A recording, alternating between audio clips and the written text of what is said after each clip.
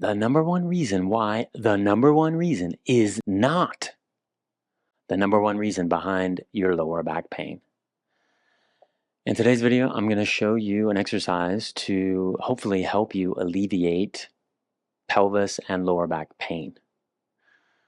For about 10 years now, I've seen thousands of people and helped them get out of lower back pain on top of other types of pain in the body. And when I see people in the street and they know what I do, they come up to me and talk to me about their lower back pain. And then the next question inevitably is, why do I have this back pain? And I tell them the simple answer is, it's complex. In previous videos and in future videos, I've talked about the multitude of reasons behind lower back pain. That's why there's never just one reason. But today, I'm going to talk about one of the reasons, and that is the word of the day, differentiation. What's differentiation? Differentiation, it means to distinguish. For example, let's say I want to move the index finger separately, independently of the other fingers, without them going along for the ride. How would a piano player play the piano? How would a bass player play the bass? How would a dancer move their arms without moving their legs?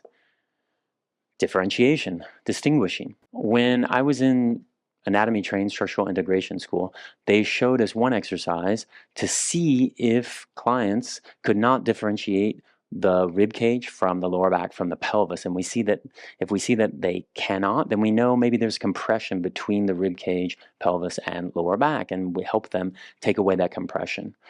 How do we do that from a movement perspective? First, I'm going to show you that test, and you can try it out at home and look in the mirror or have someone stand behind you and see, oh no, all those three parts are moving as one. So here's the first one.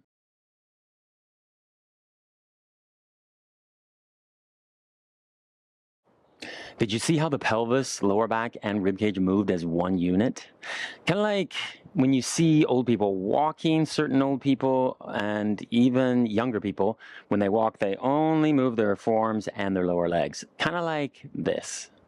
Those damn kids and their phones and their damn hipster ways. Did you see? From my knees to my head, there was almost no movement. And so my forearms and my lower legs had to be recruited to create momentum to bring me forward. And so what happens? These muscles atrophy, become weak, and then, as Arnold would say, pain begins. Get to the chopper, but I can't, Arnold, because I'm weak and my body can't differentiate. Ah! And now, what we've been waiting for, what we've been dreaming of, what we hope will happen in the future, differentiation of the pelvis from the lower back.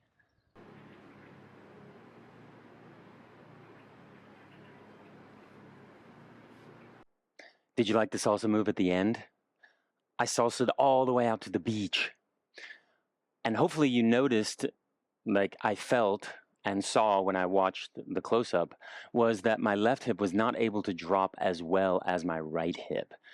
That's because of compression in my QL on my left. That's the quadratus lumborum muscle, which connects the pelvis to the spine to the rib cage.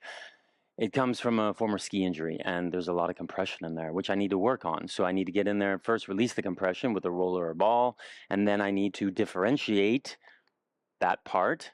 If you're unsure which side was more compressed and you've looked at it or you've had others look at it, send it to me, email me, and I'll look at it and I'll tell you which side is not as easily differentiated. Why is this happening as well? Another reason is because of sensory amnesia.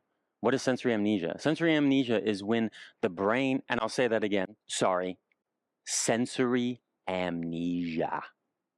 Thank you. Sensory amnesia is when the brain cannot register that parts of your body do not exist. Cut!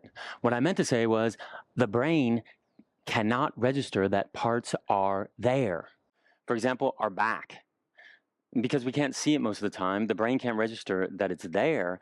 And sometimes when the vertebrae cannot differentiate, it thinks that two vertebrae are one, or sometimes whole parts of the spine, for example, the thoracic spine, is just one vertebrae. And so we need to teach the body, teach the brain that those parts exist. Another factor is we need to differentiate the left side of the pelvis from the right. Why? Because as Eric Dalton says, a weak butt equals a weak back. And so the pelvis will be weak if it cannot have mobility and strength and differentiate between the left and right side. So let's do that right now. I'm going to do the left side because of my injury there. I'm going to bring my left foot forward and align it with my left knee and my pelvis. Then I'm going to drop this right thigh down into a half swastika. That's the Buddhist swastika, not the other one. If you're not able to touch the outside of your right thigh into the floor, then that's okay. That's where you're at. Maybe you could use a block or some books. I forgot my block, sorry. And you can sit on that block or book. Or maybe this is where your leg is at, and that's okay. That's your range of motion for this hip right now. It's probably tight adductors, your inner thighs. Now, also, let me show you my hands here. My hands are behind me, supporting me like that. And I'm going to show a close-up in a second of my left butt cheek pulsing forward. And I'm also placing, I'll show you from this angle so you can see, I'm placing my left hand on my butt to teach it that it exists. Remember the sensory amnesia I just mentioned? And so that will help my brain to say, to feel, oh, that left butt cheek exists. And you can push it forward separately, but working it together with the lower back. So I'm not only using the lower back, the pelvis, I'm also using the psoas muscle, the quadratus lumborum muscle. I'm also using the obliques, the transverse abdominis, all those muscles, the lats, the list goes on and on. I'm also pushing that left toe into the floor, trying to keep my knee, my left knee in line, because I'm not only differentiating the pelvis from the lower back, I'm also differentiating the femur from the pelvis, okay? So if you can see here, this is what I'm doing. I'm pushing my left side of my pelvis towards this right leg here. Okay, and I'm noticing my breath, and I'm trying to relax my face while I'm doing this.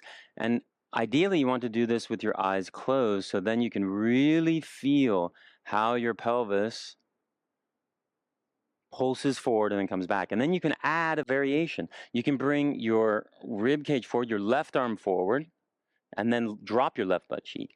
Then you can open this chest and push the left butt cheek forward. So my rib cage comes forward, my left butt cheek drops, my rib cage goes back, my left butt cheek goes forward, and then, you guessed it, jazz hands. Then another variation, I can drop this knee forward with my pelvis and get that lengthening in my lats and my QL, and then drop the knee back and my left butt cheek down towards the floor. Yeah. Try this out. If it's the left side that's not, the left side's more mobile than the other side, then you want to do the other side more, okay? And tune in to my next videos that I'll make even more videos about the numerous reasons behind lower back pain and other pain throughout the body.